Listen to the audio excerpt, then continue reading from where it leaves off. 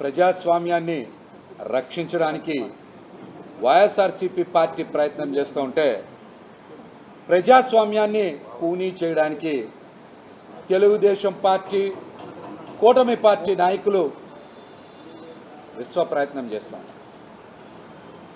బలం లేకపోయినా ఏదో రకంగా తిరువూరు మున్సిపల్ చైర్పర్సన్ పదవిని దక్కించుకోవాలని అనేక కుట్రలు చేస్తూ ఉన్నారు. కేవలం 3 కౌన్సిలర్లతో ఏ విధంగా మీకు చైర్పర్సన్ పదవి వస్తుందో, మీరు ఏ విధంగా మెజార్టీ సాధించగలరో మీరు ప్రజలకు సమాధానం చెప్పాలి. ఒక పక్కన కోర్టులు, స్టేట్ ఎలక్షన్ కమిషన్ కౌన్సిలర్లకి రక్షణ కల్పించాలని చెప్తే పోలీసు శాఖ వారు ఎన్టీఆర్ పోలీస్ కమిషనర్ గారు కౌన్సిలర్లకి రక్షణ కల్పించకుండా క్రిమినల్స్కి రక్షణ కల్పిస్తూ ఉన్నారు. ఆయన క్రిమినల్స్కి రక్షణ కల్పిస్తూ ఉన్నారు. నిన్నటి నుంచి చూస్తూ ఉన్నాం, పోలీసులే కౌన్సిలర్ని లాక్కొని వెళ్ళిపోతూ ఉన్నారు.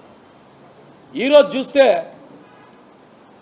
మా ఎన్టీఆర్ జిల్లా అధ్యక్షులు దేవినేని అవినాష్ గారి మీద, ఎమ్మెల్సీ అరుణ్ కుమార్ గారి మీద, మరి స్వామిదాస్ గారి మీద, స్థానిక ఇన్ఛార్జ్ స్వామిదాస్ గారి మీద, వైఎస్ఆర్సీపీ నాయకుల మీద పోలీసులే తెలుగుదేశం పార్టీ గూండాల్ని, రౌడీల్ని ప్రేరేపించి ప్రోత్సహించి దాడులు చేయిస్తూ ఉన్నారంటే ఈ రాష్ట్రంలో అసలు శాంతి భద్రతల గురించి మాట్లాడే పరిస్థితే లేకపోయింది.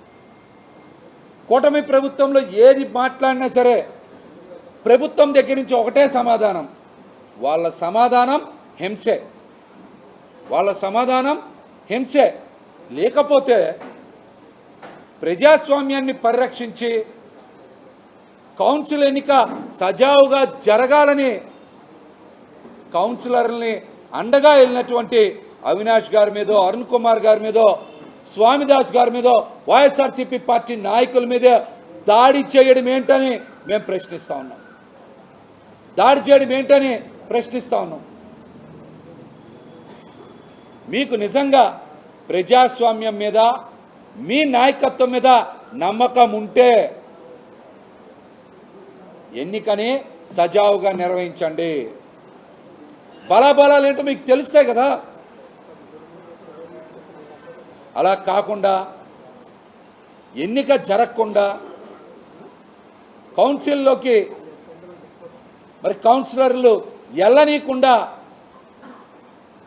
ఒక పక్కన తెలుగుదేశం పార్టీ కూటమి నాయకులు, గోండాలు, మరొక పక్కన పోలీస్ శాఖ అడ్డుకుంటే ఇది రాజ్యాంగ విరుద్ధం కాదని మిమ్మల్ని సూటిగా ప్రశ్నిస్తూ ఉన్నాం. ఎవరికైనా సరే అరుణ్ కుమార్ గారు చెప్పినట్టు దమ్ముంటే రాజీనామా చేసే ధైర్యం ఉండి మీరు బయటకు వచ్చి ఎన్నికలు నిర్వహించే సత్తా ఉంటే అరుణ్ కుమార్ గారి సవాల్ని స్వీకరించాలి.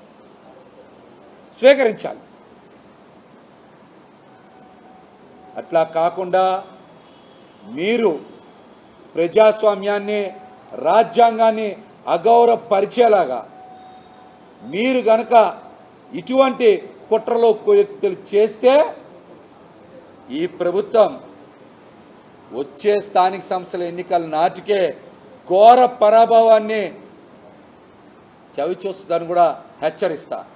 మీకు నిజంగా దమ్ముంటే వైఎస్ఆర్సీపీ పార్టీని కానీ, జగన్మోహన్ రెడ్డి గారిని కానీ రాజ్యాంగబద్ధంగా, ప్రజాస్వామ్యబద్ధంగా ఎదుర్కోండి. కానీ కుట్రలో కుయుక్తులతో, మోసపూరితమైనటువంటి విధానాలతో గనక మీరు ముందుకు వెళ్తే ప్రజలు మీకు ప్రజాక్షేత్రంలో తప్పక బుద్ధి చెప్తారని కూడా హెచ్చరిస్తూ ఉన్నాం.